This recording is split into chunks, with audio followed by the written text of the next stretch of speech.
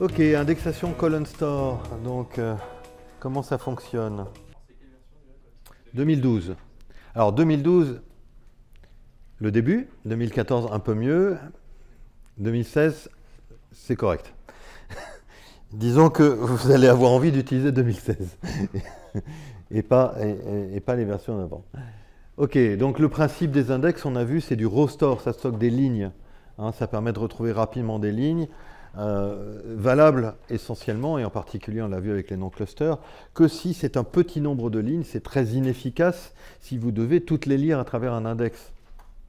Hein, à part l'index cluster, mais un index non-cluster, c'est totalement inefficace. Le problème aussi, c'est qu'on lit toute la ligne. Si je fais un select nom-prénom, c'est bien si je parcours tout l'index cluster, je vais lire toutes les colonnes dont je n'ai pas besoin.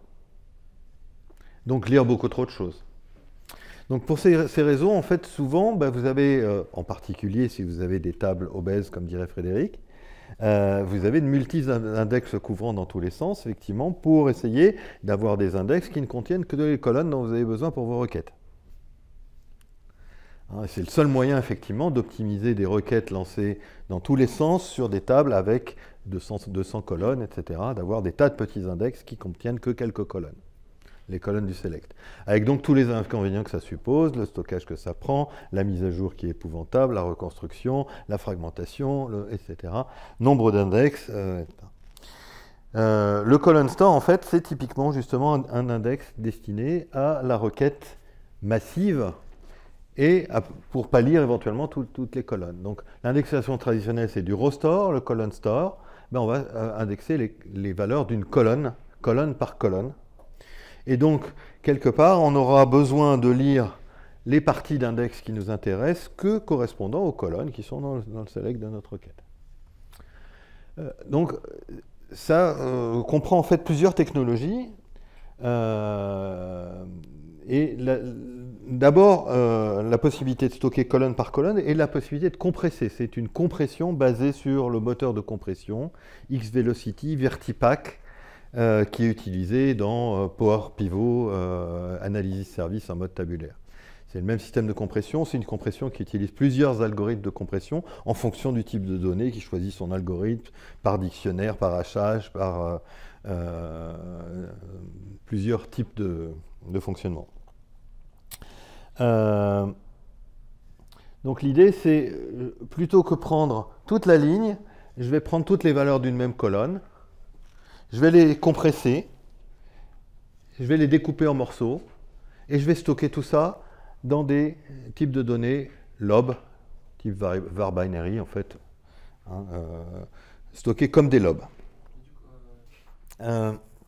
Ok, donc c'est valable essentiellement pour les grosses tables, ça ne sert pas pour les petites, pour des lectures massives essentiellement, hein, puisque je vais lire des gros morceaux, a priori d'1 million de lignes, minimum.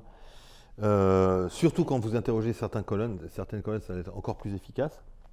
Par exemple, grosse table de faits, agrégation, parcours de table de faits, où j'ai besoin que de certaines colonnes éventuellement. Donc le principe structure des index colon store, c'est que j'indexe colonne par colonne, et ce qui fait que ce qui va être remonté en mémoire ne va être que les colonnes dont j'ai besoin. Non, un index égale l'ensemble. L'index égale l'ensemble. Par contre, qu'est-ce qu'il fait? Il va découper notre table en ce qu'on appelle des regroupes. Un regroupe, c'est un ensemble d'1 million de lignes. D'accord? Et il va prendre colonne par colonne et il va faire des segments sur ce regroupe. Chaque segment, c'est une colonne pour un regroupe. Autrement dit, on a un découpage comme ça, effectivement, où vous retrouvez pour 1, 2, 3, 4 colonnes, un regroupe et un segment pour chaque, et tout ça compressé, stocké dans un lob. OK? Chaque regroupe, en fait, ça contient 1 million de lignes. En dessous d'1 million de lignes, ce n'est pas franchement intéressant de le compresser. L'intérêt de ça, effectivement, c'est que la compression est super efficace parce qu'on compresse très bien des choses qui appartiennent au même domaine.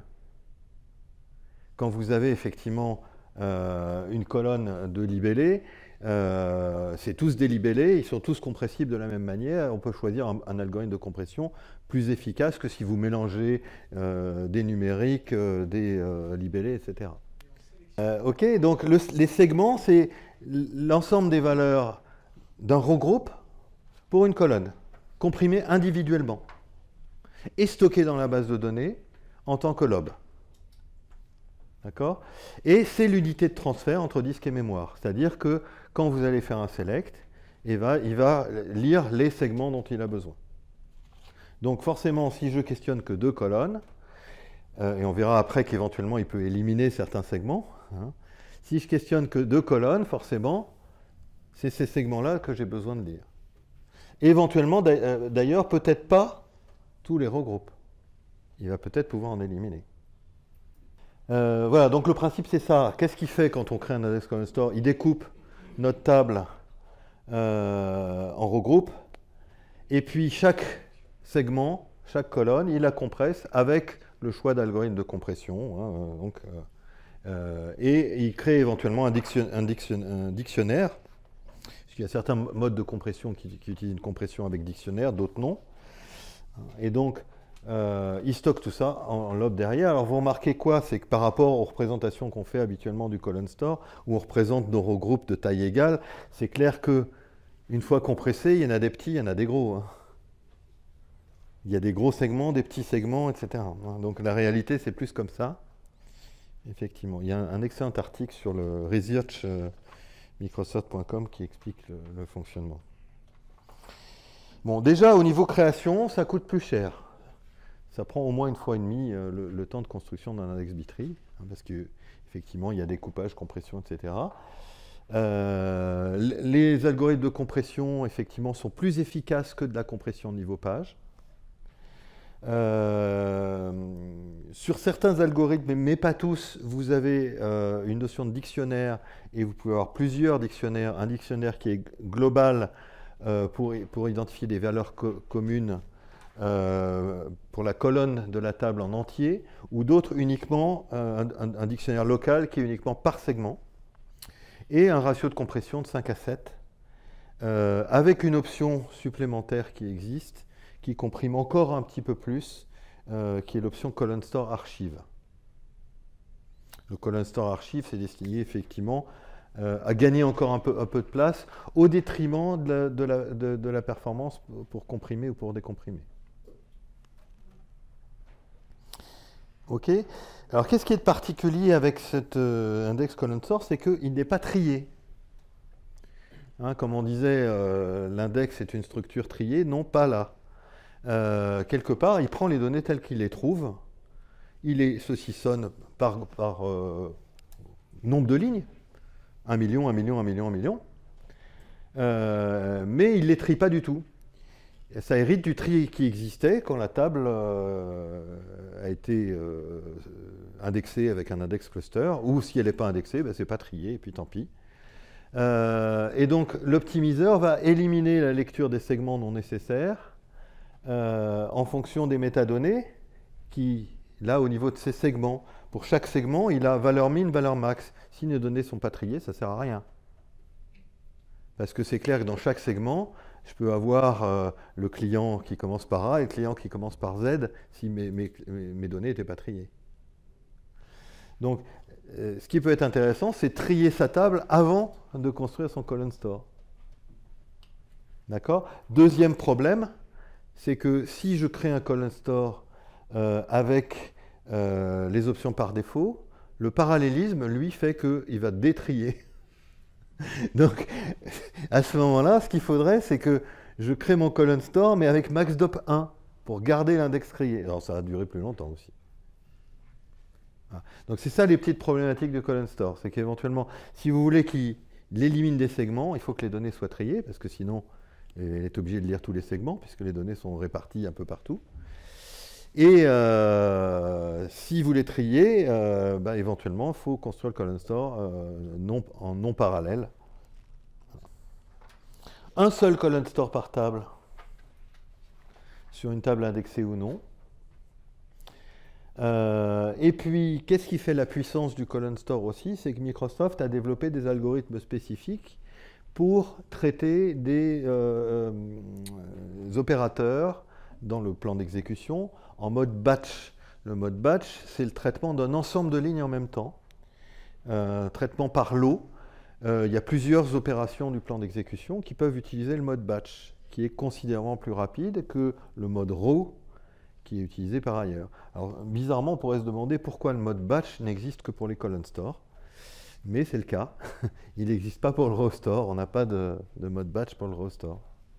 Je crois qu'il y a un post connect d'ailleurs qui demande pourquoi est-ce qu'on ne pourrait pas avoir le mode batch pour le...